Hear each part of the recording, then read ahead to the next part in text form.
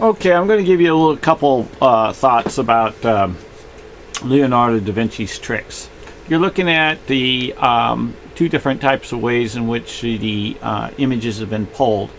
If you actually take a look at the one here that I'm going to zoom in for you, it looks like she's crying. You see?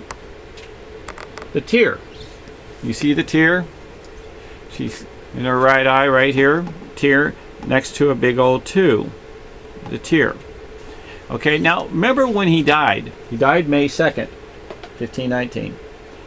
The artwork stayed with Milsey and Sully. And Sully inherited the Mona Lisa is how it went about. But let me show you a few things real quick for you to understand. And thank you for joining me on Medion and all the great views and subscriptions and also the great super comments. Now this particular one above is of her right eye, which is the left side that we look at right here. And if you actually look in the same area, which is here, compared to here, it's super blown, just a poorer image. Just give me a heads up. You can see here, you can see this curve in here. Okay, and what is very unusual, the reason why the Mona moves is when you overlay this, even another face over the top, see how it fits in that circle? See how it fits in that curve? Because what he's got is the face going over and over and over, turning like a flip book that I've been telling you about. And you can see how it is. Here's the bigger 2 in here, and the smaller 2 here. I'm just giving you a general. I'm not getting into this exact numbers or anything, but he will go into different sizes, small or big, because no matter how you look at it and what direction or tunneled into the V of like a tube horn, that is his measurements, like he did for the circle of the man who's the measurer, the way I call him. Okay, let me show you that also during this process that you would end up with this is the image of my man who serenades the older, more mature Mona Lisa. Okay, now let me bring back this particular, and I have to open it to 400. And when you take this image here and you see all the stars of the dots, those are actually portraits, and they actually turn into like the Big Dipper, and it tells you these faces and these items, and it gives you the measurements, and it lets you know where you're at.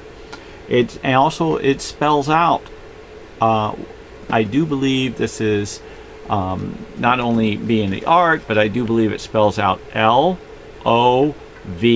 and then E, love, across her face thousands of times throughout the painting. But let's get back to where I was. If I take this particular and I take mine and I overlay it at the right area, I have to pull down the Mona just a little. You will see, like you have on some of my other YouTubes, I'm repeating them for you in different ways. You'll see that the face, see, lines up into the diamonds. And what's also cool about it is if you see these dots through here, they will line up exactly in here in its right appropriate way. Even though it's up above, what he's done, he's hid this work, you can barely see it. So when you end up moving the Mona to its right distance for that lineup, which is off by 1 kick, and you put it into that, those dots match up perfectly. What's also neat about how these fit up is this. Watch. If you see there's like a scar goes across a line, there's a line that goes across and a line that goes across. If you put this up, you hold the line on her scar on her chin. Okay? And it goes with the scar right here, because when you move it up, it matches. See? It matches. And don't forget, I'm getting to where I have a variation of about that much when you go to move it. So just letting you know, without me getting into atoms and needle points, that's the image of where it goes. Now, if you see how this face is, this is a face with an eye and an eye, also an eye over here and an eye. So this head turns, just like the Mona I was showing you. But this is basically looks like it's going this way. I'm sure there's a general to every look. So if you see how it fits here, if I moved it up, it fits, because he gets his paintings to move. Also, if you also look at the area here of all the diamonds, you pull this out, and here's all the diamonds. So Leonardo da Vinci makes his work move across, okay? These diamonds will show up under different ways of bringing it out to match 100%. But in this particular case that I am showing you, so happens to be fortunate for me to display his works for you to see. So my painting, which is of the older, more mature Mona Lisa, which is this particular one, he ended up painting and turning it into a diary. See, that's her and him. He's being serenaded. He wrote his name in here. It actually spells out in code. That's a big L backwards, and it spells out Leonardo. In many of my YouTubes, you'll see. Many of his paintings, he used the finger. See the finger hanging down right here? See his long finger? Okay. Now, also, you could see the look of when she would age, how she would look so beautiful at an older age. And that's how you get the more mature Mona.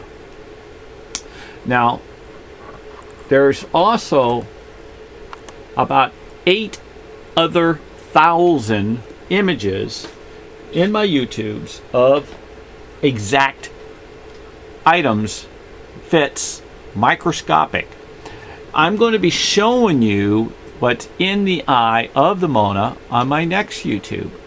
I want you to understand that these images are not made up.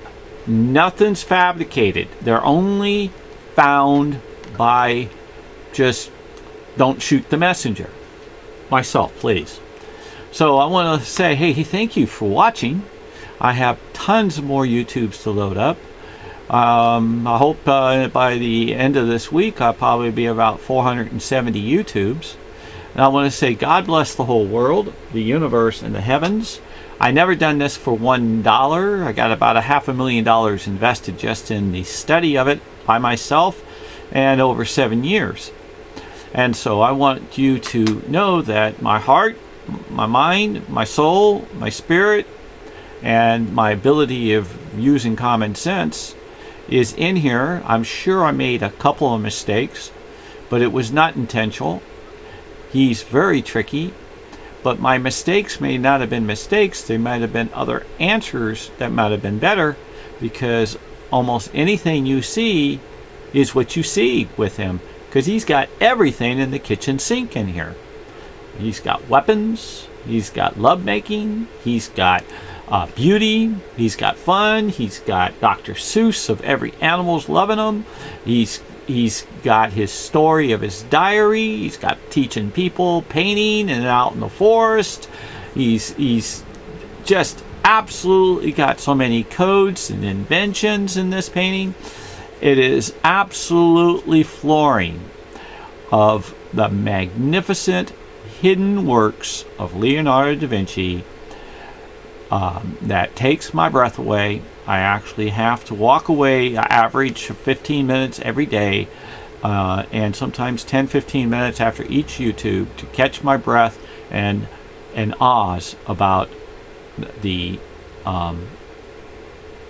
works that a human being can do that's been so well hidden. This is the lost painting, no longer lost, found by Alan D. Cook, looking for someone to help finance. Please stay healthy, and God bless the whole world, the universe, and the heavens. Amen.